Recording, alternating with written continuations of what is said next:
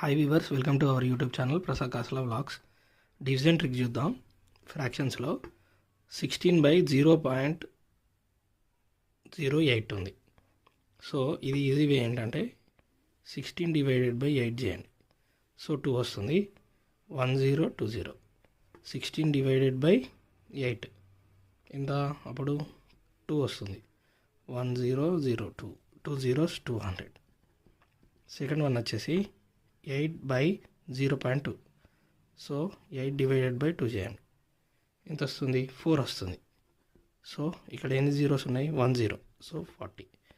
అదేవిధంగా 6 divided by 0.003. So 6 divided by 3 చేయండి. 2 వస్తుంది. 1 2 3. 3 zeros. This is the trick. Please subscribe Prasad Kasala vlogs for more videos. Thank you.